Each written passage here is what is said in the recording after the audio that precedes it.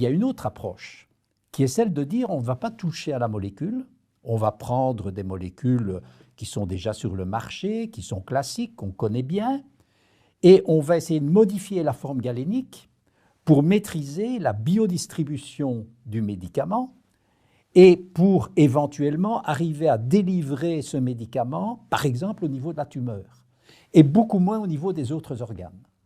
Si vous réalisez cette vectorisation du médicament vers, par exemple, les cellules tumorales, ça vous permet évidemment d'augmenter les doses, puisque vous serez moins toxique, et d'être plus efficace, parce que vous aurez une dose plus importante, mais vous aurez aussi une libération spécifique au niveau de la cible biologique. Et ça, c'est la nanomédecine.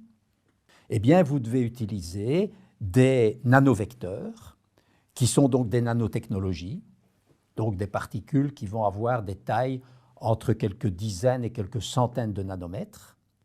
Et un globule rouge fait 7 microns, donc on a à peu près une taille 70 fois plus petite qu'un globule rouge.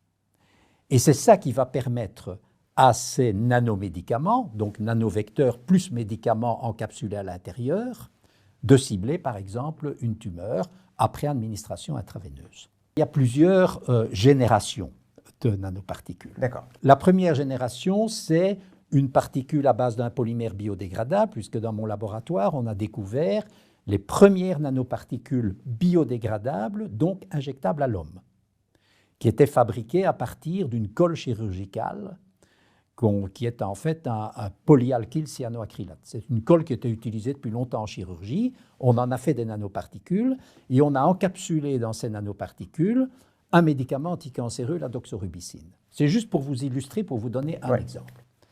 Eh bien, quand vous administrez ces nanomédicaments, je dirais de première génération, donc médicaments encapsulés dans un polymère biodégradable ou dans un lipide, eh bien, en fait, quand vous injectez ces nanomédicaments, ils vont être reconnus par l'organisme comme des bactéries, parce que ce sont des particules exogènes. Oui.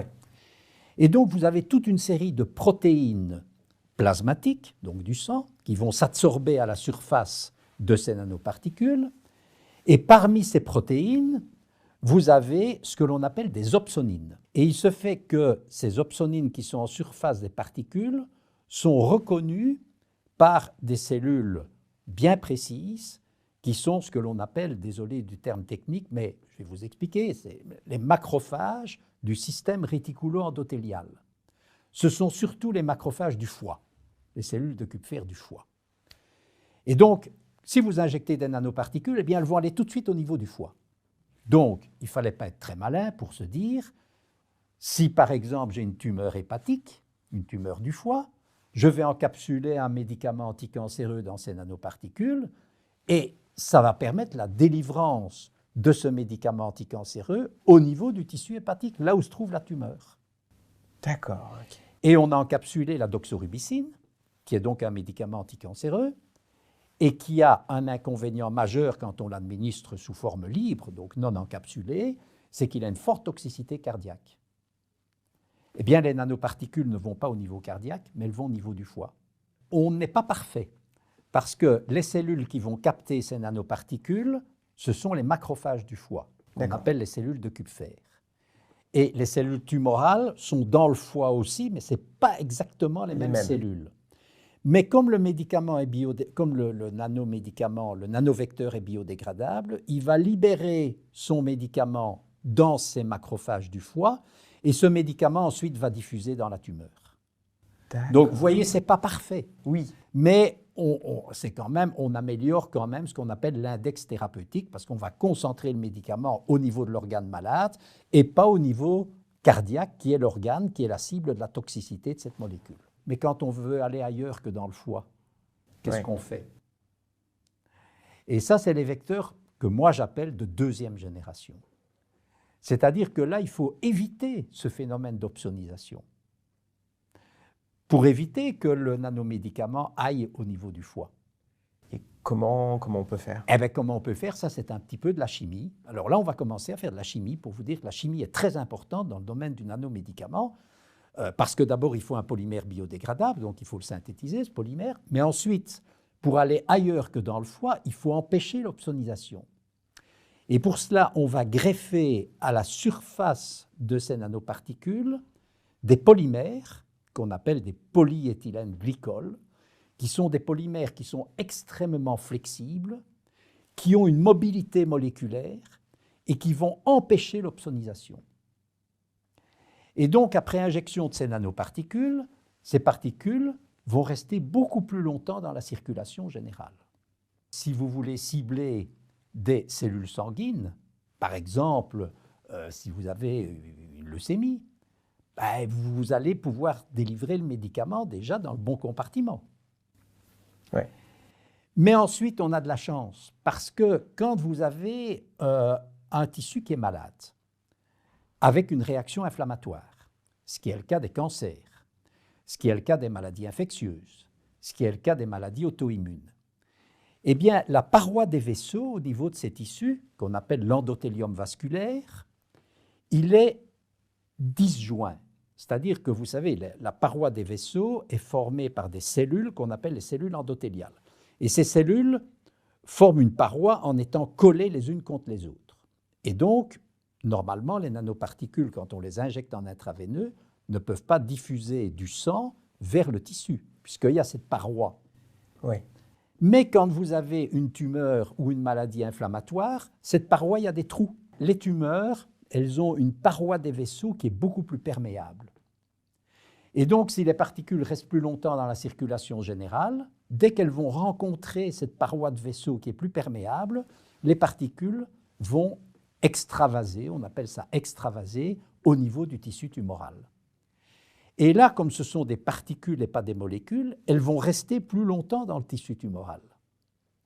Et c'est ce que les anglo-saxons, et nous aussi maintenant, appellent un effet EPR, pour Enhanced Permeability and Retention Effect. C'est-à-dire qu'on a un effet de perméabilité accrue au niveau des tumeurs, au niveau des tissus où vous avez une réaction inflammatoire, et vous avez une rétention accrue, donc une concentration plus importante du médicament. Mais alors on peut encore faire mieux maintenant, mais on n'a pas encore de nanomédicaments de ce type-là sur le marché, c'est de faire du ciblage moléculaire. C'est-à-dire que vous savez que maintenant, on a fait des progrès mais considérables dans la caractérisation des cancers. Et notamment au niveau cellulaire. Et on sait par exemple que les cellules tumorales hyperexpriment des antigènes qui ne sont pas exprimés au niveau des cellules normales. Et donc ce qu'on va faire, encore une fois de la chimie, c'est-à-dire qu'on va décorer la surface de ces nanovecteurs avec ce que l'on appelle des ligands, par exemple des anticorps, ça peut être aussi des petites molécules, des hormones, des vitamines, des peptides, qui vont être capables de reconnaître, qui sont finalement des ligands qui vont reconnaître sélectivement ces récepteurs qui se trouvent au niveau des cellules tumorales ou des cellules infectées ou des cellules qui ont une caractéristique pathologique très particulière. Et ça, c'est de la vectorisation moléculaire. Ça, c'est les vecteurs de 3e génération. Il y a d'autres générations de vecteurs?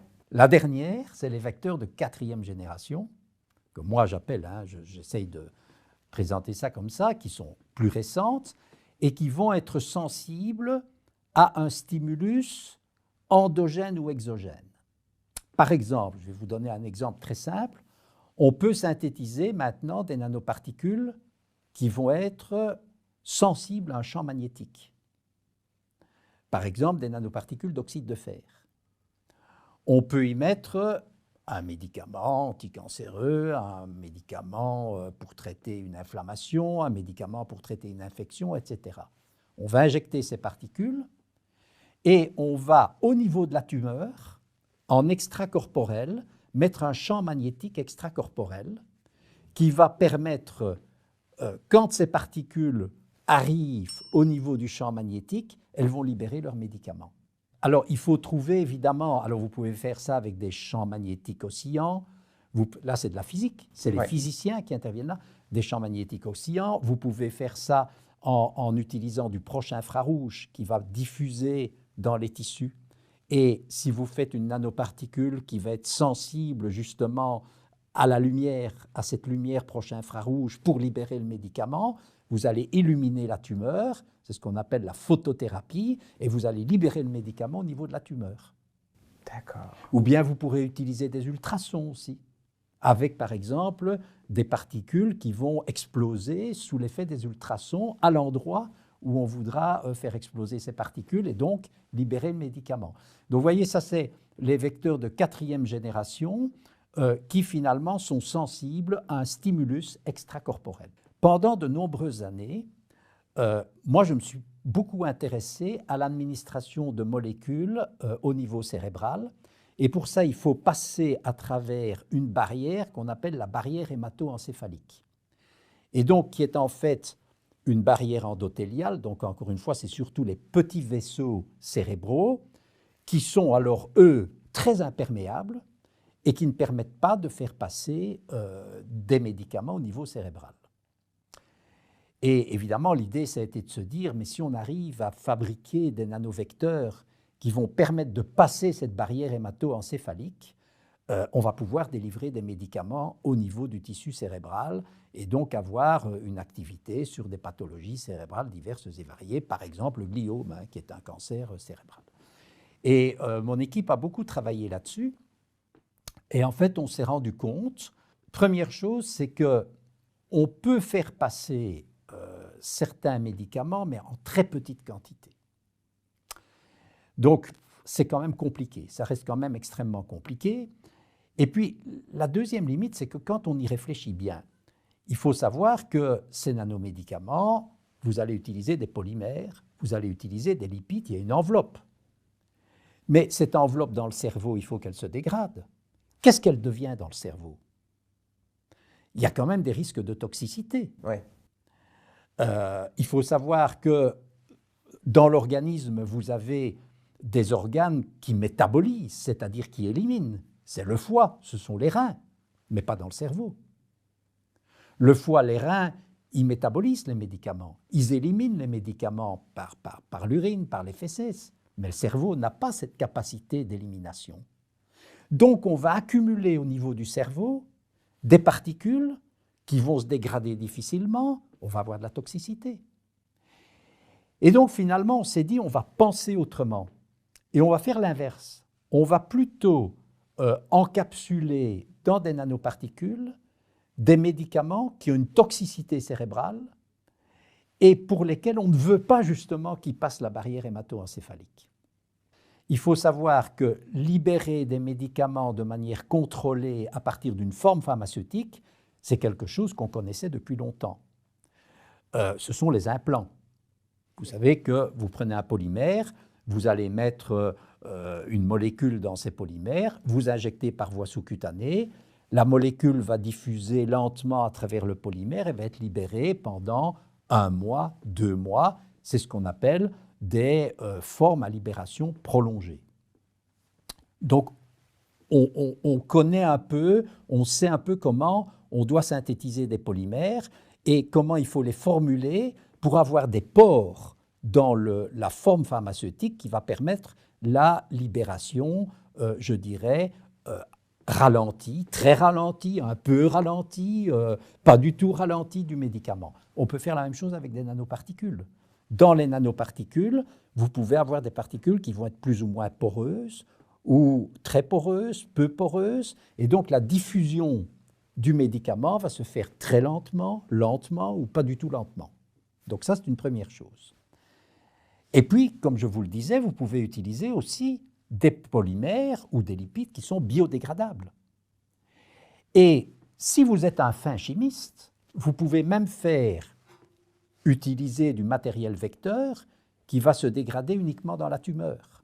Parce que, par exemple, dans la tumeur, vous avez des enzymes spécifiques, des métalloprotéinases que vous n'avez pas ou que vous avez en moins grande quantité ailleurs. Et donc, c'est ça qui vous permet, finalement, grâce aux nanomédicaments, de libérer le principe actif au bon moment et au bon endroit. Comment est-ce qu'on peut faire rentrer une molécule à l'intérieur d'une cellule? Alors ça, c'est un élément important. Jusqu'ici, on a surtout parlé des organes, en disant on va cibler une tumeur, on va cibler une zone inflammatoire, on va cibler le foie, on va cibler le cerveau, etc. Mais dans ces organes-là, vous avez des cellules. Et donc, vous avez des molécules qui peuvent être actives au niveau extracellulaire. Mais vous avez aussi toute une série de molécules qui ont des cibles qui sont à l'intérieur de la cellule. Et donc là, il faut faire rentrer ces molécules à l'intérieur de la cellule. Alors, il faut savoir que les cellules, pour se nourrir, elles utilisent une voie d'internalisation qui s'appelle l'endocytose. C'est-à-dire que vous avez la membrane de la cellule qui va s'invaginer, qui va former une espèce de petite vésicule dans laquelle va se trouver la nanoparticule, et cette petite vésicule va rentrer dans la cellule, et donc là, la nanoparticule va libérer son médicament à l'intérieur de la cellule. Alors, le meilleur exemple, évidemment, c'est le vaccin contre le Covid. Puisque vous savez, je vais le dire en un mot extrêmement simple, il n'y aurait pas de nanoparticules, il n'y aurait pas eu de vaccin contre le Covid. Alors, en fait, il y a 3 problèmes avec cet ARN messager. Le premier problème, c'est qu'il est très instable. Si vous injectez un ARN messager par voie intramusculaire, comme on le fait avec le vaccin contre le Covid, il va être tout de suite dégradé. Parce que dans notre organisme, on a des nucléases, des exonucléases à l'extérieur des cellules. Donc c'est pour ça qu'il faut l'encapsuler pour le protéger. Deuxième problème, c'est que l'ARN messager, même s'il n'était pas dégradé, il ne rentre pas dans la cellule.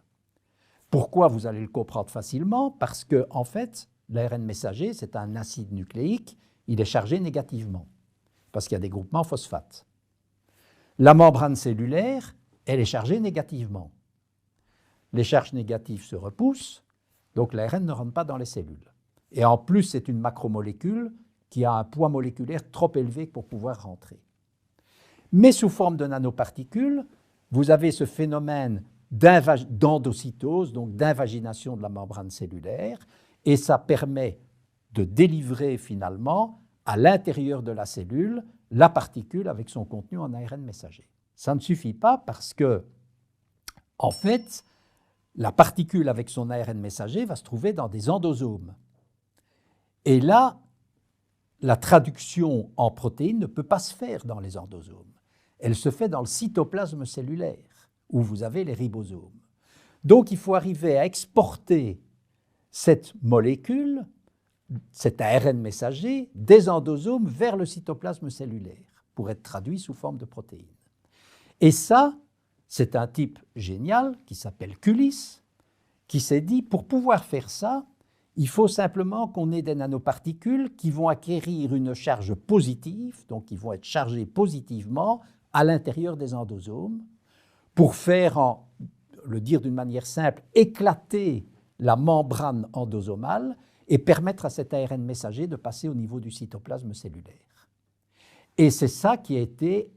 Alors, on a modifié aussi l'ARN messager, donc ça c'est Carico qui a eu le prix Nobel pour cela, mais Cullis, lui, il a découvert ces lipides ionisables. Et le mariage de ces 2 technologies a donné un vaccin absolument fabuleux, puisque ça a permis de probablement sauver des millions et des millions de patients. Il y a eu plus d'1 milliard d'injections, et on voit très très bien que non seulement on a un vaccin qui est plus efficace que tous les vaccins qu'on connaît, toutes les autres technologies vaccinales qu'on connaît jusqu'ici, mais en plus, on sait que ces vaccins sont très très peu toxiques, puisque maintenant on a injecté, on a fait plus ou moins plus qu'1 milliard d'injections de par le monde, et on n'a pas vu d'effets secondaires réellement sérieux.